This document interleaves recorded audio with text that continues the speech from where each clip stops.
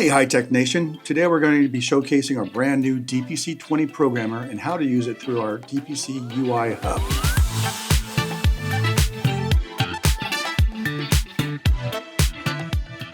We're going to install the DPC CAN UI.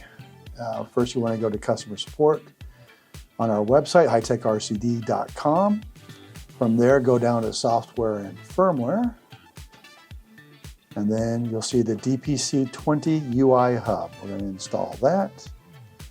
Just where it says click here, you click here and then download it. Let's see, you're going to go to DPC UI hub, download. And on Chrome, that pops up in the upper right. Once it's done, you can click on it and then just follow the instructions. I agree. Next. Put it wherever you like. And just install it. And then we're going to go ahead and open it from there.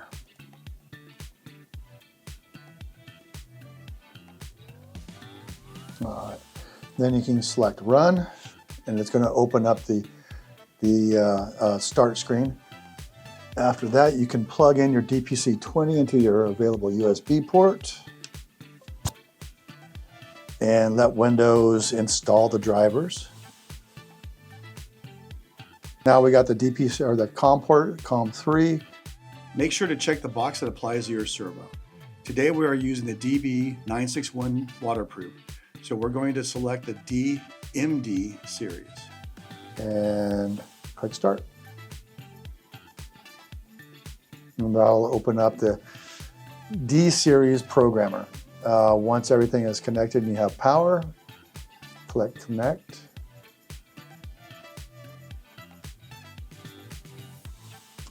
And that shows it's now open. You can test it by just selecting a point here. This is the manual controls. You've got selected microseconds to select, 1000, 2000, or you can use the slider. Another feature is it has the auto, which you can do either sweep or step. For sweep, you just hit the start. Now sweep between 900 and 2100 and slow it down, or you can speed it up. With steps, you can do the same thing. So just go through finer steps. Slow it down, or you can speed it up. So then you have endpoints. That's probably the most important thing people are going to do. You want to start the PA box, click on Settings, and once these numbers appear, we can adjust the center and neutral position by moving the slider. Get it to your position you want it at, and then select Center. On this box is the message that you want to make sure you say OK. Then we can move on to the left. Move the slider to the left. Get it to the position you want it, and then click on the left button. And again, click on OK. And we have to finish up with the right.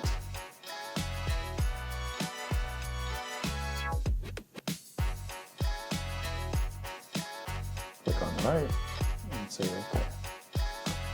If at any time you don't like these settings, you can click on Cancel. Otherwise, click on OK. And then we can, once it's done reading the servo again, you can test it. And it should go to the positions you programmed in. You can also go into EPA Reset, and you can reset the functions back to the factory default.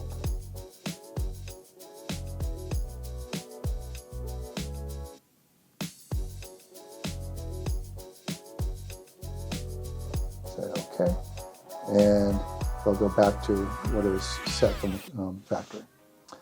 Another function you can do is Failsafe. For Failsafe, you're going to select Failsafe up here. Currently it's at 1500. go to the settings screen, and then you're going to move the servo to the position you want failsafe to start, and then you're going to select that position. And now it's saved as your failsafe position. So when the servo loses signal, this is where it's going to go. Another function is clockwise and counterclockwise rotation. By default, they're at clockwise. If you want them to go the opposite direction, just click on the button. Now it's counterclockwise. You can test that by just going back to the chest. And then we also have speed. You can slow down the servos from its factory default settings at 100%. You won't really notice anything until you get below 50%, though it does slow it down before that. Just like 20%. We can test that again. And you'll see how slow the servo moves at 20%. And I can go back to 100%, and it's back to factory defaults. And then you have deadband from the factory. It says the highest it will go. You can widen the deadband if you want to. If you have two servos trying to fight each other, that's usually a good time to do it. This is where you do it in the deadband wide width resolution screen. We're going to keep that one at 1. And then let's move on to overload protection. This is if it draws too much amperage and we don't want to burn up the servo. You can either, by default it's off, you can set it up to 50%, which is going to be, it turns 50% of torque when it's in an overload protection. That's probably the lowest, that's the lowest you can go. You can also set a custom one, but it's from 50 on up to another one. Soft start is when it first turns on.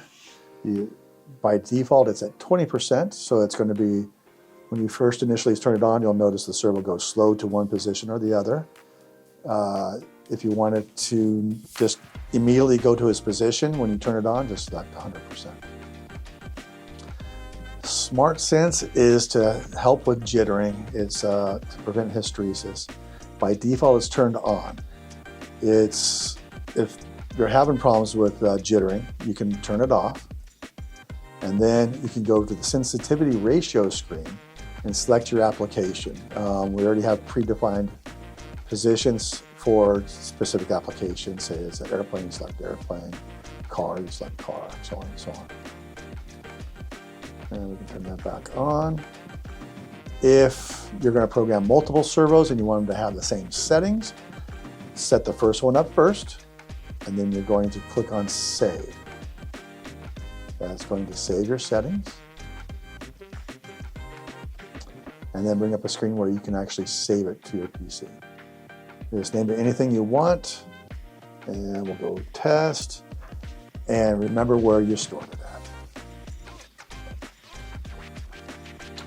To bring it back up, you just select Open and select the screen.